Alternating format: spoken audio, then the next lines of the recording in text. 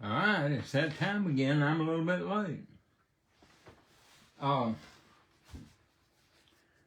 everybody's well, happy. I want to talk to you tonight about something I've been all week. I've been wanting to talk about it. I usually lay a little bit on center, but I didn't this week. I'm going to use a couple of verses, but a lot of it is reminiscing stories to illustrate my point. My title is there anything God cannot do? That's the A part. The B is, what do you need done? Hello, Brother Rudy. Is there anything God cannot do?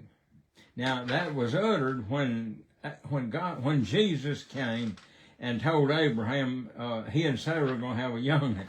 And, he was 100, Sarah was 90, and Sarah laughed.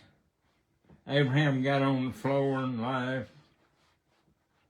And Abraham said, can a man 100 years old and a woman 90, can they have a young'un? And the Lord's answer, he didn't tell him, yeah, I can do it. No, he said, is there anything I cannot do? And we don't have time to get into it right now, but there's a lot of difference in that. In yes, I can do it, or is there anything I can't do? His answer was a question. Is there anything I cannot do?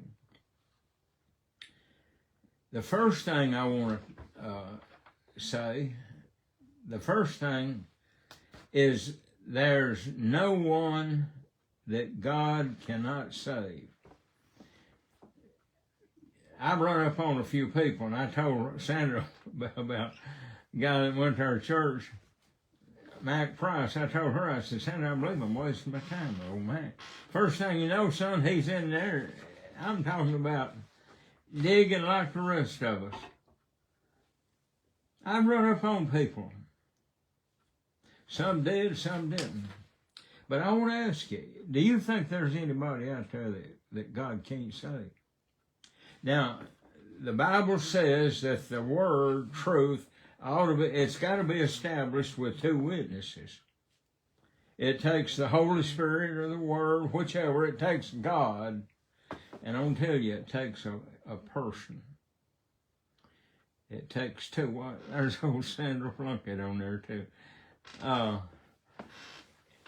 Let me tell you how I got won over to this. Is there anybody out there that God can't save? When we lived in Florida, Brother David Henshaw, his bride, Miss John, I was riding down the street one day. We lived in Perry, Florida. I was pastoring church down there. Now, I've told all this before, but not in this context. Maybe not this detail. Anyway, I was driving down this street, and beside a house, there was a little cluster of pine trees. I'd say they were probably 12 inches in diameter, maybe 10. And sitting under them, now this was in about, I'd say it was the middle 70s. Yeah, about 75 probably. And there sitting under one of those pine trees was a 67 or 68 model Corvette. Dark blue, sitting under there, covered with mold, like brown sap stuff, like would gather on something.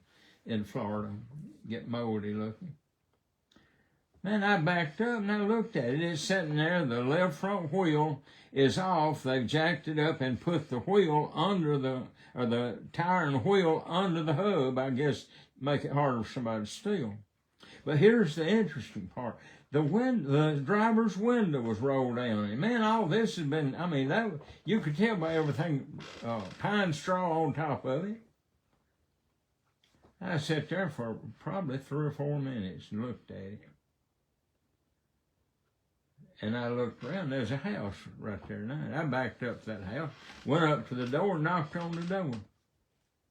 This young mother came about the same age as me.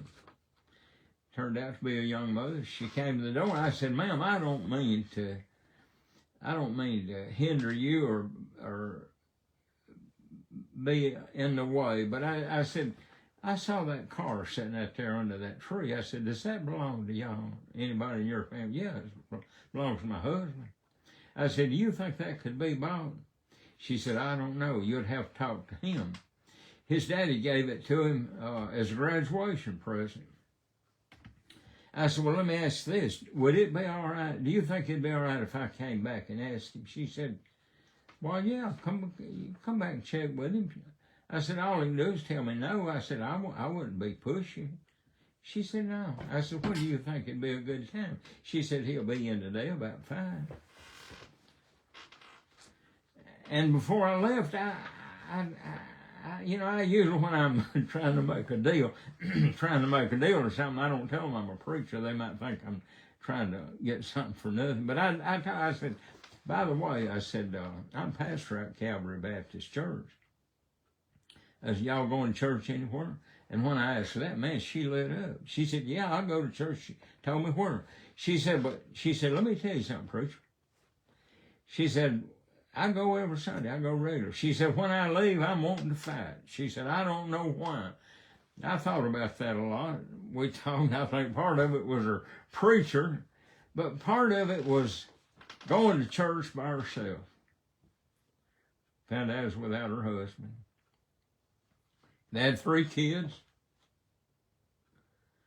I said, well, I'm not trying to get somebody's church member, but I said, if you're looking for a church, I said, come go with us.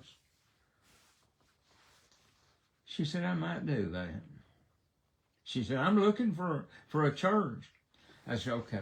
I said, I'll come back and talk to your husband. I waited about 6 o'clock, 6:30, went over there. Knocked on the door.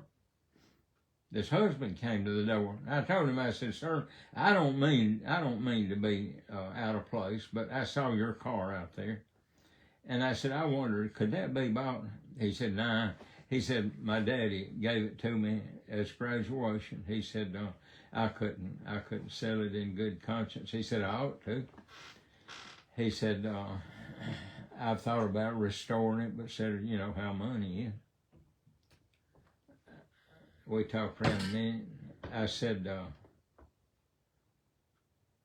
would you do me a favor? He said, yeah. I said, roll one up on it. I said, that hurts me. Man, I love cars then, and I love cars now. But anyway, I said, she didn't tell me nothing about him, other than he didn't go to church with her. I said, listen, I said, I invited your wife to church with me. I said, you think you'd come with her? He said, nah, I won't come. He said, you Baptists, what bothered him about Baptists, he said, y'all always trying to get people saved. He said, I don't want to be saved. I thought, whoa, this is interesting. He said, I don't want to be saved. That's really. We talked on a little while. I asked him why, and he, this and that, but he was setting his word in his way. He didn't want to be saved. In a minute, he said, to be perfectly honest, he said, I'd like to be a Christian. But he said, I don't want to be saved. He's throwing off on us Baptists. I said, you'd like to be a Christian, huh? He said, yeah. I said, do you know how? Have you ever had anybody show you? He said, no. I said, would you let me show you how to be a Christian? He said, yeah, I'd like to know. We went in and sat down at his table. I carried a New Testament. I could see then, a little bitty print. I had his wife get her Bible out and laid it on the table, and I led him down the Roman road.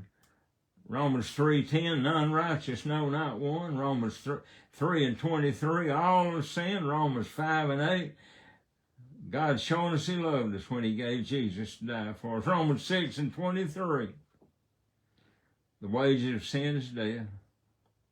Now in Romans 10, I didn't tell him that, but in the first verse, because Paul said, brethren, my heart's desire and prayer to God for Israel is that they might be saved. And when I was going to show him some stuff in Romans 10, but I didn't show him that. I didn't want to turn him off. I skipped over to 9. For with the heart man believes unto righteousness, with the mouth confession is made unto salvation. I told him about the eunuch over there, his confession. And then I said, now listen, we had an agreement that no strings attached, I wouldn't twist your arm. He said, yeah. I said, but I do want to ask you one question. I'd be a fool not to. I said, would you like to do that? He said, no. No, but he said, I'll think about it. He said, I'll think about it. I said, that's a deal. I left. That was on a Friday evening.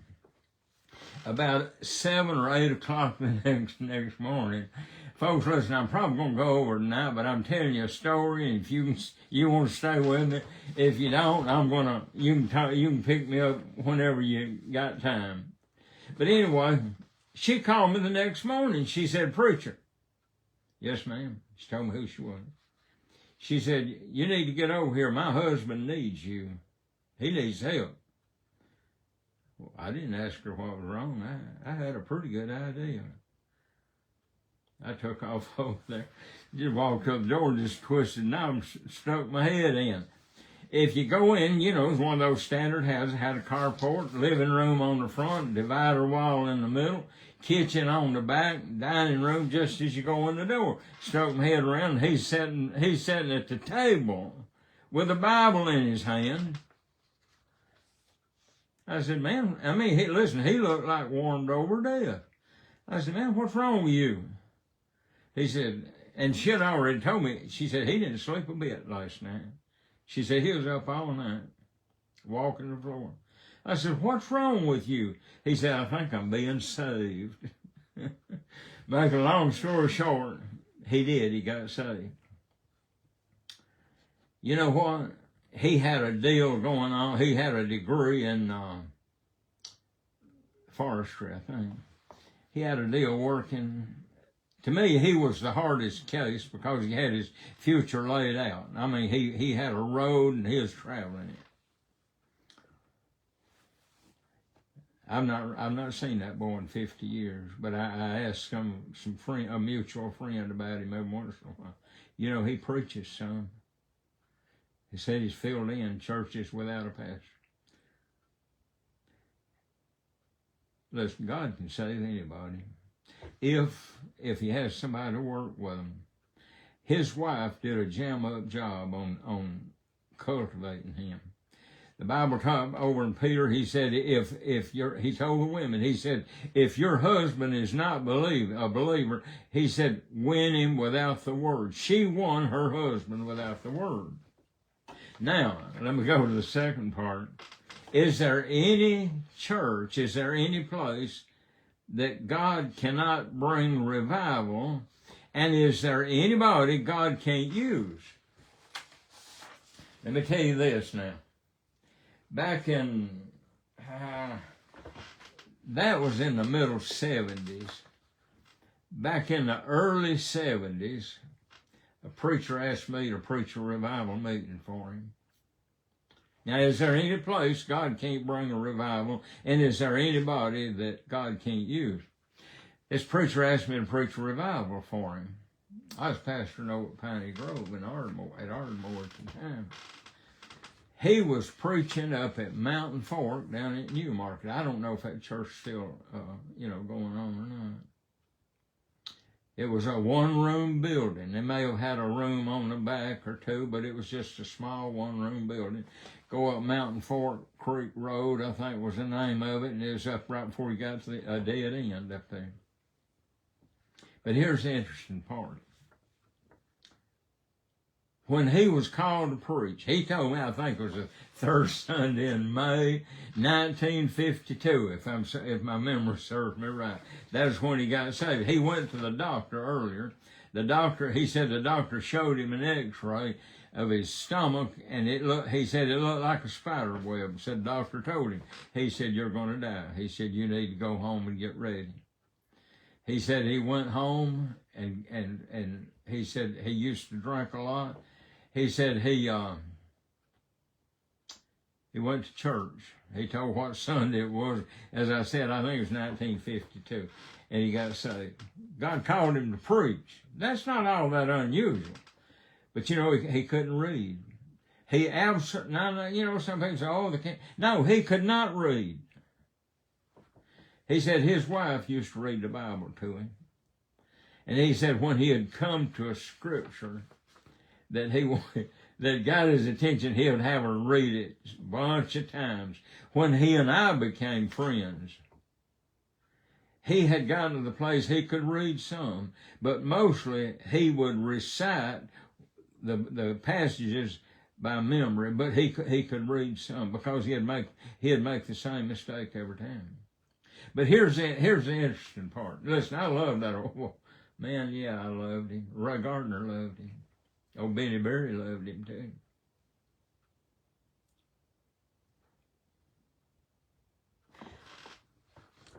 He called the Philippian jailer the Pelicton jailer. He said heaven was a repaired place for repaired people, meaning a prepared place for prepared people. There were other words just as interesting. And at the Baptist church there in Florida, where I pastored Calvary Baptist, I had him down to preach a revival meeting one time. Man, they fell in love. They couldn't get over that old boy. But anyway, I went over and preached. And I'm talking about a little church, one-room church up at almost the end of the mountain road on the left, there on the side of a hill. He took me to visit, I don't know how many people. I was his hired gun. He'd take me and visit people he had drank with. A couple of them made some whiskey in their day. I'm talking about rough people. He'd tell them, he'd say, folks, this is Joe Plunkett. He's a friend of mine. He's a preacher. And I brought him by. I want you to listen to what he's got to say. And they did. Listen, man, these people respected that guy. I shared the gospel with them. The revival meeting went on for a week. At the end of the week, they wanted to take it on again. They went to the next Friday night. Now, when it was over with, I drove down to Blutcher's Ford, below Newmarket, Ray Gardner and I, the following Sunday. He baptized 30-something people. I've never seen that many baptized in my life. A man that couldn't read and write when he started. He talked about the Pellicton jailer. He said heaven was a repaired place for repaired people, but he baptized the most people I ever saw baptized at one time. Folks, listen to me. God can use anybody if they'll sell out to him. And God can bring revival meeting anywhere if he's got somebody. I'm talking about somebody that will sell out lock, stock, and barrel, and they will follow Jesus. They will make an impression on their friends and their neighbors. Man, it was a craziest week, 2 weeks I ever spent. I loved it. Man, you give an invitation, people locked on. You preach, people locked on to you. Give an invitation, people head out to the altar. People got saved about every night. Now listen, most of those, I'd say at least half of those folks were adults, and I'm talking about mature, well-seasoned adults. That old boy he had an opening. They loved him. Now, the last thing. Well, it might not be too late. The last thing. Is there any prayer God cannot answer? I've been caught in a situation a time or two, and if I were not experienced, I'd have thought, God doesn't have time. That's like the old boy, he was sliding off a roof on a 2 or 3 story house. He was sliding down a tin roof. He hollered and said, Lord, save me. All at once there was a nail sticking up, and it grabbed him by the seat of the breeches and locked him down just as he was going over the edge. He said, that's all right, Lord, this nail's got me. There's some truth to that. How many times have we thought God's answered prayer was coincidence? Now I'm going to read you a verse on this one. In the book of Isaiah chapter 65 and verse 24. Listen to this. Now listen real close.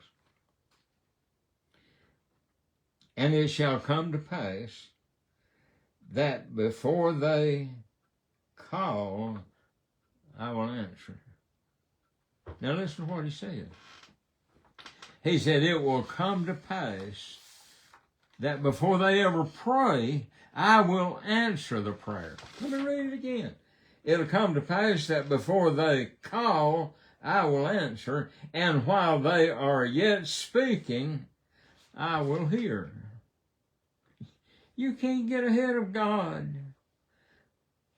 Now I want to give you a personal story on that.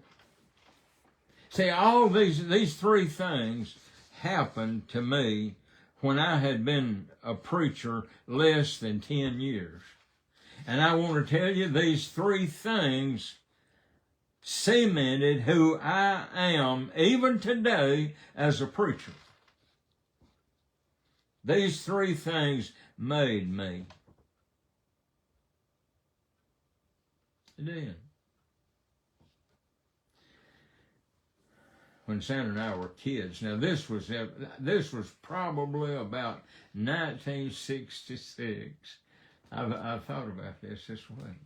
I would have been 22 years old. Hadn't been a preacher long. One Saturday morning, Sandra came. She said, now look, 66. What would that have been? 34 and 26. 30. 50 years ago. 60 years ago.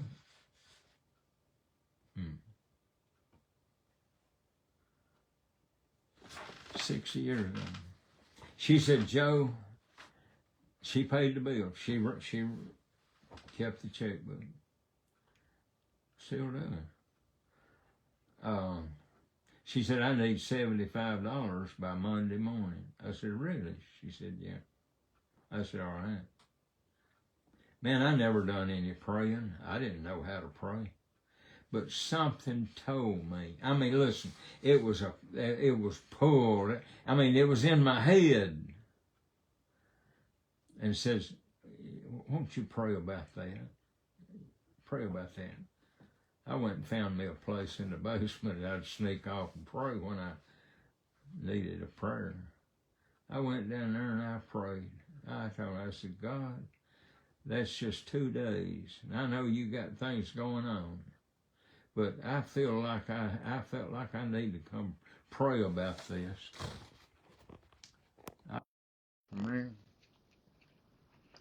And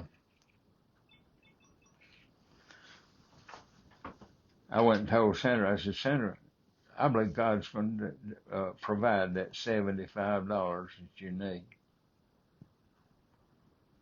That was early on Saturday morning. Mail ran about 11 o'clock. I went to the mailbox.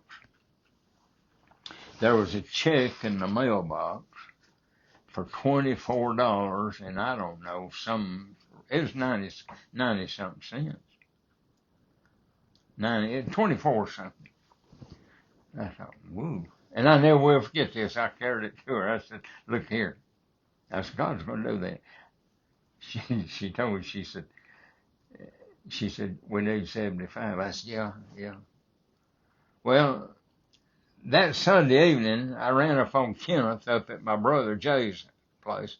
Kenneth had an old Volkswagen of mine. I had a bunch of old Volkswagens. I worked at the Volkswagen place at that time. We were chewing the fat and got ready to leave. And he said, Joe, I need to give you something. He said, I've got a check for you.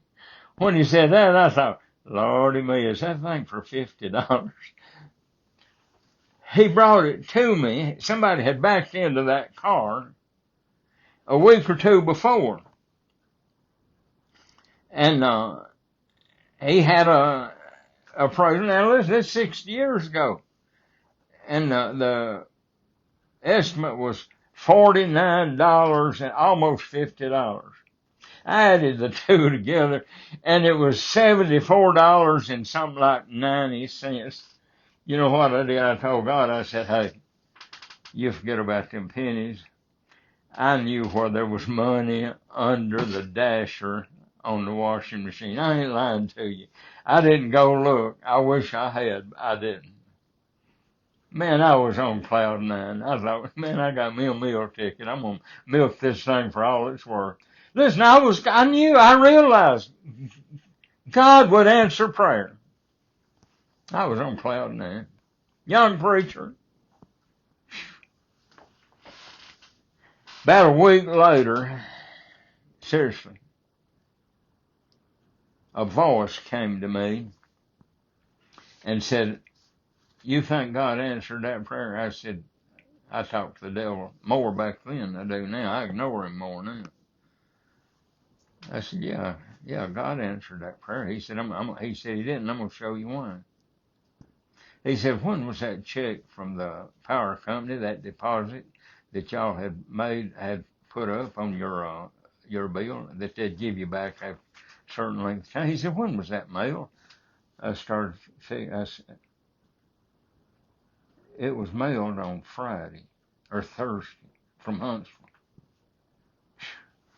I said, all right, I get your point.